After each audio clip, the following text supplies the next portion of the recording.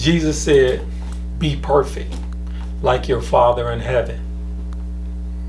Think about that. Be perfect like your Father in heaven. That's why he says things like, don't only love those who love you, love those who may not love you. He used examples in the Gospels where he says, when it rains outside, and say back during those times, there was a lot of people into farming and things of that nature. Not only the ones who love God or love Jesus, farms prosper out of the rain, but also the ones who don't. The Babylonians or those that believe in multiple gods and all, their crops were able to maintain and they were able to eat. That's what kind of an example of what Jesus described as being perfect. That's what's so unique about him. He loved not only those that loved him, but those that didn't love him, and died for that. You remember him on the cross saying, Father, forgive them because they know not what they do. He's asking for forgiveness of the ones who put him in that situation where he was on the cross, because they know not what they do. That's perfect love. Unconditional. I love you even though you don't love me. Wow. Perfect. That's being perfect in situations like that. Forgiveness. Forgiveness.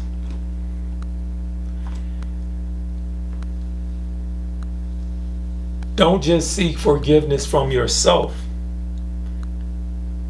from God, and not be willing to forgive others for what they may have done for you or done to you. When you can forgive somebody that done something to you,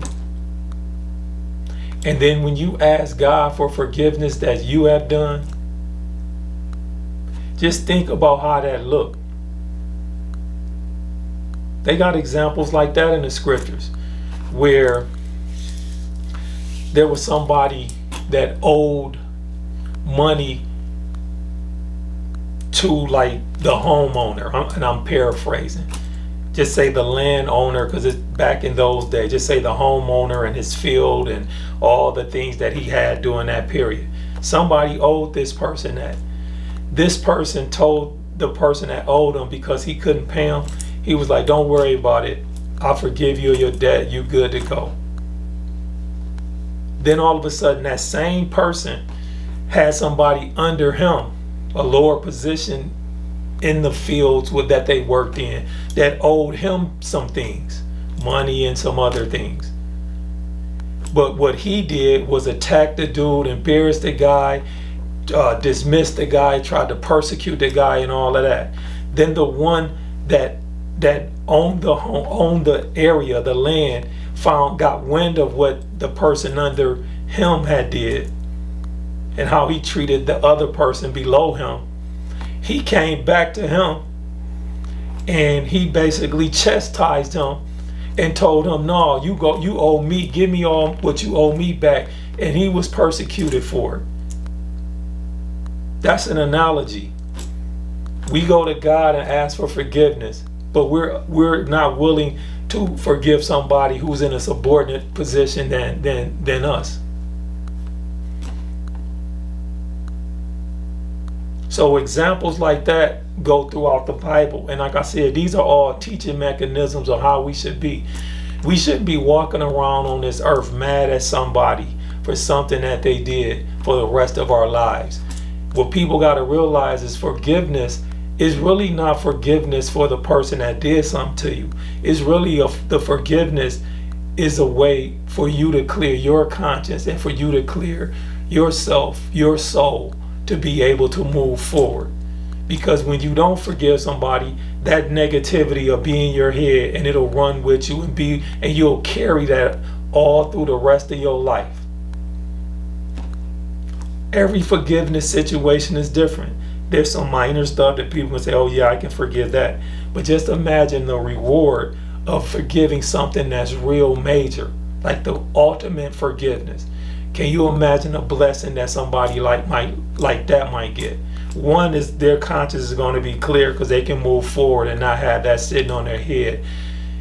But just imagine the blessing that God will probably give somebody that forgave somebody that did something on that kind of level.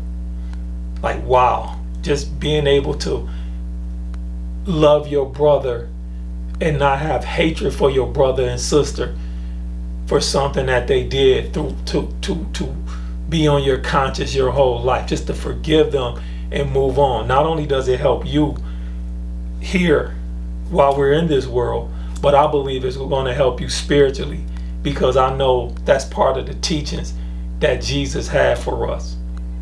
And I think anytime you can implement Jesus' teachings in your way of life and how you walk, the teachings that he has vicariously through God, anytime you can walk that particular way, that's gonna be the best thing that can ever happen to you. And I totally believe that 100%, because I had to go through that. I had to forgive people before for things that I did. So, or should I say, I had to forgive people for things that they did, just like I seeked forgiveness for things that I did. I had to forgive people that did something. Yes, it's hard, but if, like I said, whenever I encounter a situation, if I put Jesus in my mind and think, how would he handle this situation, that'll help my decision when it comes to these type of things. And then and then my conscience is free, my spirit is calm, and I'm at peace. And with that being said, love your brothers and sisters. Forgive your brothers and sisters. Use Jesus as the blueprint for your life. And you'll be able to maintain in this world and have peace until the times that you can be with Jesus and our Father God, our Father Yahweh. Talk to you soon. God bless.